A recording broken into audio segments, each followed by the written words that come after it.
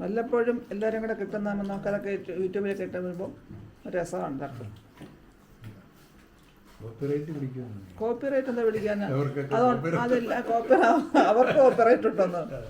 ഇതുണ്ടാക്കിയ ആളിന് കഴിക്കാനത്തില്ല. അത് അവിടെ ചിക്കൻ വന്നിട്ട് ഷെഫിനവിടെ ചിക്കൻ വന്നിട്ട് പോയി. ഷെഫിനാണ് ഉണ്ടാക്കുന്നതെല്ലാം മനുവായിരുന്നു. ഉണ്ടാക്കിയ ആളാണില്ല നിൽക്കുന്നത്. മനുവിനെ ഫോക്കസ് ചെയ്യാൻ ഉണ്ടാക്കിയ ആളെ കാണിക്കല്ലേ.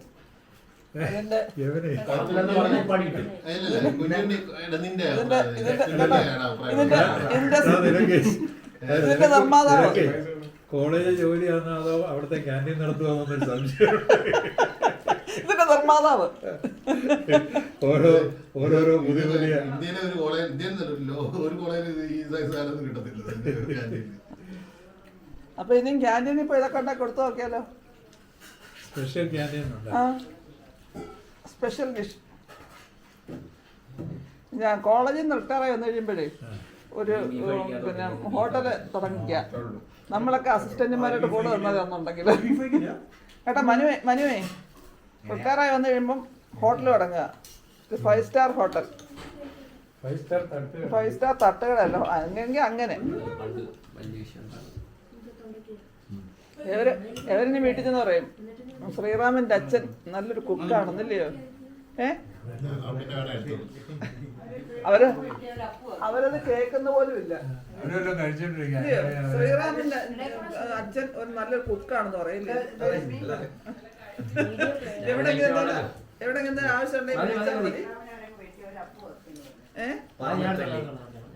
അവരപ്പൊന്ന് വിളിച്ചു തുടങ്ങിയോ? വിളിക്കും. അങ്ങനെയൊന്നും കുഴപ്പമില്ല. എളുപ്പമുള്ള അപ്പൊന്ന് വിളിക്കാൻ. അത് മാത്രം അതിനകത്ത് ഇത് കൂട്ടാൻ വേണ്ടി മാത്രം.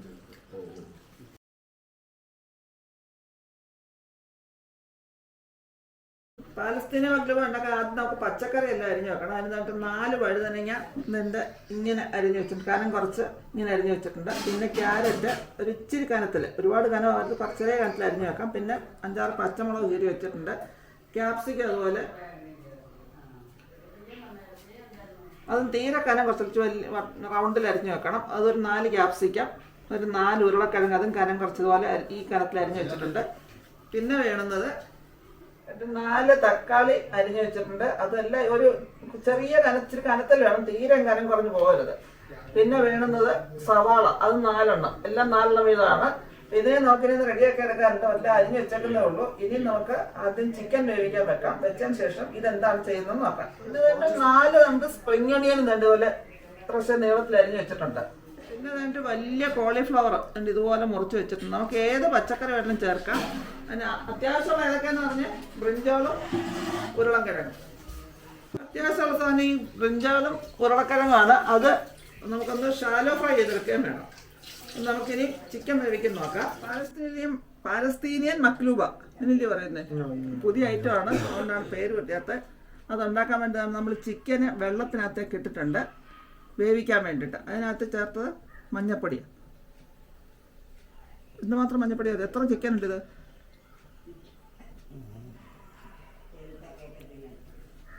3 കിലോ ചിക്കൻ. മഞ്ഞപ്പൊടി ചേർത്തത് എത്ര മഞ്ഞപ്പൊടി ചേർത്തു? 1 ടേബിൾ സ്പൂൺ മഞ്ഞപ്പൊടി. പിന്നെ മല്ലിപ്പൊടി ഇല്ലേ? മല്ലിപ്പൊടിയല്ല, കുരുമുളക് പൊടി എത്ര ചേർത്തേ? പിന്നെ 2 സ്പൂണ് മുളക് പൊടി, 1 സ്പൂൺ, 1/2 ടീസ്പൂൺ മഞ്ഞപ്പൊടി, 1 ടീസ്പൂൺ കുരുമുളക് പൊടി, 2 ടീസ്പൂൺ മുളക് പൊടി. ഇത്രയും ഇട്ടുണ്ട്. വെള്ളത്തിനകത്ത് ചോറ് അത് വേണം, മുളക് പൊടി വേണം. മനസ്സിലായോ? അതിനകത്ത് 2 സ്പൂൺ ഗരം മസാല കൂടെ ചേർത്തിട്ടുണ്ട്.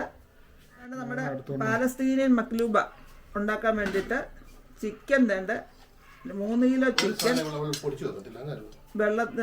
വെറുതെ വെള്ളത്തിട്ട് വേവിച്ചെടുക്കുകയാണ്. അതിൻ്റെ കൂടെ ചേർത്തേക്കുന്നത് 1 ടീസ്പൂൺ മഞ്ഞൾപ്പൊടി, 1 ടീസ്പൂൺ കുരുമുളക് പൊടി. ഇനിയും വേണമെന്നത് മാജിക് ക്യൂബ്. ഞാൻ നേരത്തെ ഞാനിത് ഉണ്ടാക്കുന്നത് അനന്തരം രണ്ടും ഉണ്ടാക്കുന്നത്. അവർ പറഞ്ഞു തരുന്നതനുസരിച്ച് എനിക്ക് പറയാൻ എനിക്കറിയത്തില്ല എങ്ങനെയാണ് ഉണ്ടാക്കുന്നത്. ഇനി ഇതിനകത്തിൽ 2 table spoon ginger garlic paste, എന്നിട്ട് മസാല ചേർത്തത് 2 ടേബിൾ സ്പൂണാണ്. ഇത്രയും ചിക്കൻ ഇല്ല. എന്നിട്ട് 2 മാഗി ക്യൂബ് കൂടെ ചേർക്കുന്നുണ്ട്.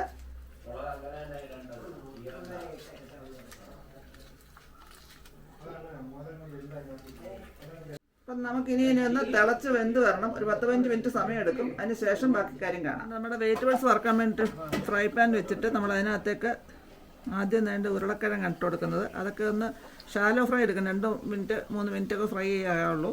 വേവാൻ പ്രയാസമുള്ള കഷ്ണങ്ങൾ.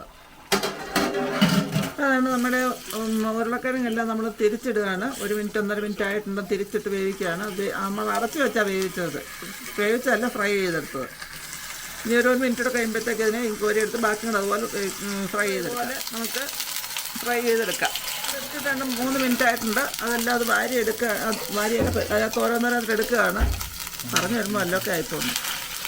നമ്മുടെ ചിക്കൻ വെത്തിട്ട് 10-20 മിനിറ്റ് കൂടുതൽ സമയത്തിലായി. അപ്പോൾ നമ്മൾ ചിക്കൻ എല്ലാം നല്ല വെന്തിരിപ്പുണ്ട്. ഇനി നമുക്ക് ഓരോ ചിക്കൻ പീസായിട്ട് അതിൽ നിന്ന് കോരി എടുക്കാം.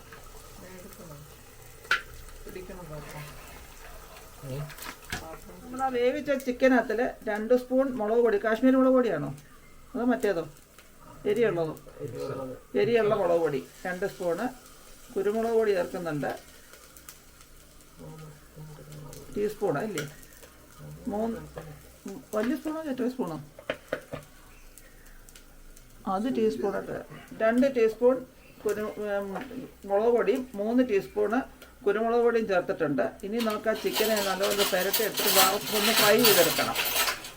നമ്മൾ ആ പൊടിയെല്ലാം കൂടെ ചിക്കൻ ഒന്ന് മിക്സ് ചെയ്ത് ചേർത്ത് വെച്ചിട്ടുണ്ട്. ഇനി നമുക്ക് അതിനകത്തേക്ക് കുറച്ച് 1-2 സ്പൂണ് ടൊമാറ്റോ സോസ് ചേർത്ത് കൊടുക്കാം. എന്നിട്ട് അതുകൂടെ ചേർത്ത് ഒന്നുകൂടെ നല്ലപോലെ പെരട്ടി എടുക്കണം. ടൊമാറ്റോ സോസ് ഓപ്ഷണലാണ്. ഇന്ന് നമ്മുടെ ചിക്കൻ ഒന്ന് ചെറുതായിട്ടൊന്ന് ഫ്രൈ ചെയ്യണം. എന്ന് വെച്ചറിയാം, ചിക്കൻ ഒന്ന് ചെറുതായിട്ട് കട്ടിയായിട്ട് വരാൻ വേണ്ടിയിട്ട് ഒന്ന് ചെറുതായിട്ട് ഫ്രൈ ചെയ്തെടുക്കണം. ഇനി നമുക്ക് ചിക്കൻ ഒന്ന് ഫ്രൈ ചെയ്തിടണം. ഒരുപാട് ഫ്രൈ ചെയ്യല്ല, അതിൻ്റെ മീറ്റൊക്കെ ഒന്ന് കട്ടിയായിട്ട് വരണം, ഒന്ന് ഇച്ചിരി കട്ടിയായിട്ട് വരണം. അതിന് വേണ്ടി ഒന്ന് ചെറുതായിട്ട് നമുക്ക് ഫ്രൈ ചെയ്തെടുക്കണം. അതിന് അത് പാൻ എടുത്ത് വെച്ചിട്ട് ഇച്ചിരി എണ്ണ ഒഴിച്ചിട്ട് അതിനകത്തോട്ടിട്ട് അപ്പുറപ്പുറം തിരിച്ചിട്ട് ഒന്ന് ചെറുതായിട്ട് ഫ്രൈ ചെയ്തെടുക്കാം. നമുക്ക് ചിക്കൻ ഇട്ടിട്ട് ഒരു 2 മിനിറ്റ് ആയിട്ടുണ്ടെങ്കിൽ നമുക്ക് അതിനെല്ലാം തിരിച്ചിടാം. വീണ്ടും 2 മിനിറ്റ് വെച്ചതിന് ശേഷം നമുക്കതിന് ഇങ്ങനെ എടുക്കാതില്ല. ബാക്കി ചിക്കൻ അതുപോലെ ഫ്രൈ ചെയ്തെടുക്കാം. നമ്മൾ ആദ്യമായിട്ട് ചിക്കൻ എല്ലാം ഫ്രൈ ചെയ്ത് കോരിയിട്ടുണ്ട്, അടുപ്പ് ഇട്ടിട്ടുണ്ട്. അപ്പോഴത്തെ തന്നെ ഇപ്പുറത്ത് നമ്മൾ ക്യാരറ്റ് ഫ്രൈ ചെയ്യാൻ, ഇവിടെ ക്യാരറ്റ് ഫ്രൈ ചെയ്യാൻ ഇപ്പോൾ ഉണ്ട്. അതെല്ലാം ഒന്നിച്ചൊന്നിച്ച് അരിയെടുക്കും ചെയ്യാം. എന്നാലേ ജോലി എളുപ്പമാകത്തുള്ളൂ, അല്ലെങ്കിൽ ഒത്തിരി താമസിക്കും. അതുകൊണ്ട് ഒന്നിച്ചൊന്നിച്ചാണ് ചെയ്യുന്നത്.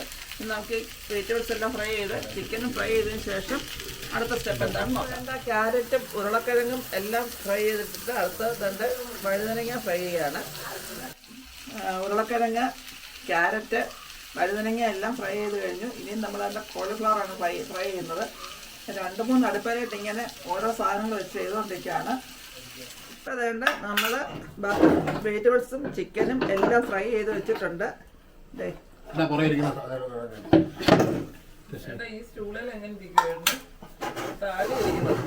ഇനി നമുക്ക് ഒരു പാത്രം എടുത്തിട്ട് അതിനകത്തേക്ക് ഒരു ബട്ടർ പേപ്പർ വെച്ചിട്ടുണ്ട്. അതിൻ്റെ മേളിൽ ബട്ടർ നെയ്യ് ഒഴിച്ചോ? നെയ്യ് ഒഴിച്ചിട്ട് അതിൻ്റെ മേലിലെ വെജിറ്റബിൾസ് എല്ലാം ഒന്ന് അടുക്കി വെക്കുകയാണ് നമ്മൾ കുറച്ച് വെജിറ്റബിൾസ് വെച്ചു. ഇനി അതിൻ്റെ മേലിലേക്ക് ചിക്കൻ പീസ് വെക്കുകയാണ്. വീണ്ടും നമ്മൾ വെജിറ്റബിൾസ് വെക്കും. അങ്ങനെ അത് മിക്സ് ചെയ്ത് വെജിറ്റബിൾസും ചിക്കനും കൂടെ ആ പാത്രത്തിനൊക്കെ അടുക്കാൻ നോക്കാം. അതിൻ്റെ ഒരു ലെയർ വെജിറ്റബിൾസും ഒരു ലെയർ ചിക്കനും വെച്ചിട്ടുണ്ട്. ഇനി നമുക്ക് ഇതിനകത്തേക്ക് അരി ഇട്ട് കൊടുക്കണം. ഇനി നമ്മൾ അരി അതിനകത്തേക്ക് 1.5 കിലോ അരിയാണ് നമ്മൾ ചേർക്കുന്നത്. അതിനുള്ള ചേരുവകളാണ് പറയുന്നത്. 3 കിലോ ചിക്കനും 1.5 കിലോ അരിക്കുള്ള ചേരുവകളാണ് പറയുന്നത്. നമ്മൾ അതിനകത്തേക്ക് ചിക്കൻ സ്റ്റോക്കാണ് ഒഴിച്ചിരിക്കുന്നത്. 1 ഗ്ലാസ് അരിക്ക് 2 ഗ്ലാസ് ചിക്കൻ സ്റ്റോക്ക് എന്നുള്ള ഇതിൽ ഒഴിച്ചിട്ടുണ്ട്. പിന്നെ ഒരു മുറി നാരങ്ങ പിഴിഞ്ഞൊഴിച്ചിട്ടുണ്ട്. ബേ ലീവ്സും പിന്നെ എന്തൊക്കെയാ? ബേ ലീവ്സ്, പട്ട മാത്രം. ബേ ലീവ്സും പട്ടയും കുറേശ്ശെ അതിട്ടുണ്ട്. ഇനി നമുക്കിതിനെ അടച്ചു വെച്ച് വേവിച്ചെടുക്കണം. ഇളക്കരുത്. നമ്മൾ ചിക്കൻ സ്റ്റോക്കിനകത്ത് ചിക്കൻ ഉപ്പിട്ട് വേവിച്ചാണ്. ഉപ്പ് കുറവാണെന്നുണ്ടെങ്കിൽ ഇപ്പം നമുക്ക് ഇച്ചിരി ഉപ്പ് കലക്കി ഒഴിക്കാം. ഉപ്പ് പൊടിയായിട്ട് ഇത് ഇളക്കാനൊക്കെ തന്നെ പൊടിയായിട്ട് ഒഴിക്കുന്നില്ല. ഇച്ചിരി ഉപ്പ് കലക്കി നമ്മളതിനകത്ത് ഒഴിക്കുകയാണ്. പിന്നെ നമ്മൾ ഇച്ചിരി നെയ്യും ചേർത്തിട്ടുണ്ട് അതിനകത്തിൽ. നെയ്യോ ബട്ടറോ എന്തെങ്കിലും ചേർക്കാം, ഏത് വേണമെന്നൊക്കെ ചേർക്കാം. കുറച്ചുകൂടെ ഉപ്പ് ചേർക്കാം. ഇളക്കണ്ട. ഇത് ഇളക്കരുത്, അടി ബട്ടർ പേപ്പർ ഇളക്കുന്നുണ്ടല്ലോ, ഇളക്കരുത്. ഇളക്കിയാൽ ആകെ കുഴഞ്ഞു പോകും. ഇനി നമുക്കിതിനെ അടച്ചു വെച്ച് വയ്ക്കും അല്ലേ. നമ്മളിപ്പോൾ ഇതിനെ അടച്ചു വെച്ചു. ഇനി നമുക്കൊരു 20 മിനിറ്റ് ഒന്ന് അടച്ച് വെച്ച് അതിനെ വേവിച്ചെടുക്കണം. വെന്തതിന് ശേഷം അടുത്ത സ്റ്റെപ്പ് എന്താണെന്ന് നമുക്ക് നോക്കാം. അപ്പം നമ്മുടെ മക്ലൂബ റെഡി ആയിട്ടുണ്ട്. ഇനി നമുക്ക് അതിനെ ഒന്ന് തുറന്ന് ഇങ്ങനെ എടുക്കാം. അങ്ങനെ എടുക്കില്ല, അങ്ങനെ എടുക്കണ്ട. അത് റെഡി ആയിരിക്കണ്ട. അപ്പം നമ്മുടെ മക്ലൂബ നമ്മൾ മറിക്കാൻ പോവാണ്. എങ്ങനെ ഇരിക്കുമെന്ന് നോക്കാം.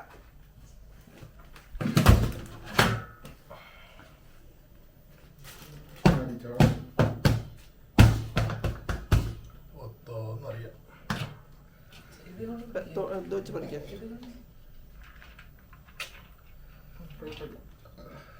അത് ഉടഞ്ഞു പോയില്ലേ? കുറച്ച് അടിയിൽ അടി പിടിച്ചു. പിടിച്ചില്ല, അങ്ങനല്ല, ചെറിയ ആ പേപ്പർ ഉണ്ടായിരുന്നുണ്ട്. നമുക്കിനി ഒന്ന് മിക്സ് ചെയ്ത് വേണം എടുക്കാനത്.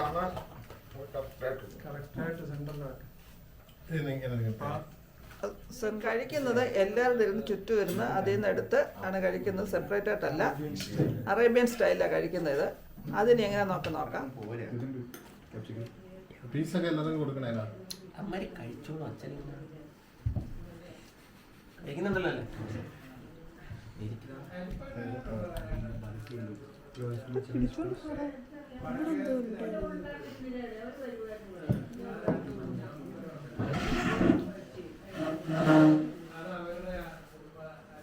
അത് തേക്കില്ലേ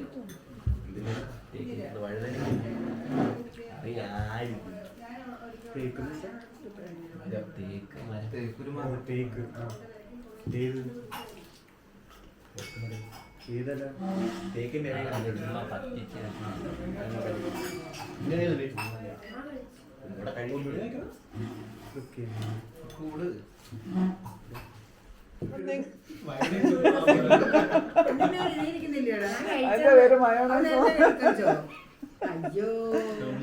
അപ്പൊ നിങ്ങളുടെ അഭിപ്രായം കൂടെ പറയണം. ഇതിന് സാധനം കഴിച്ചിട്ടുണ്ടോ നേരത്തെ?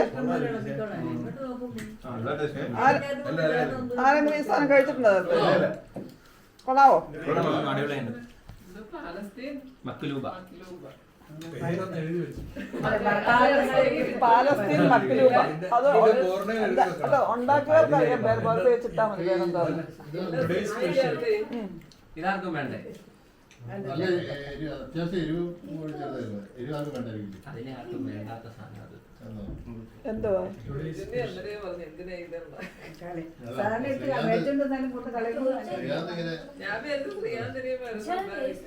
റിയാന്ത് അത് നഷ്ടപ്പെട്ട വിഷമത്തിലാണ് പോയത്. ഇത്രയൊക്കെ ഉണ്ടാക്കി വെച്ചു.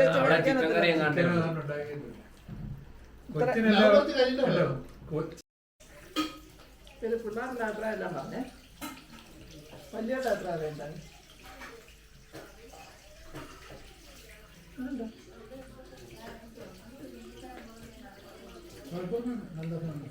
ശരിക്കും നല്ല ജ്യൂസി ആയിട്ടുള്ള സാധനം. വെജിറ്റബിൾസിന്റെ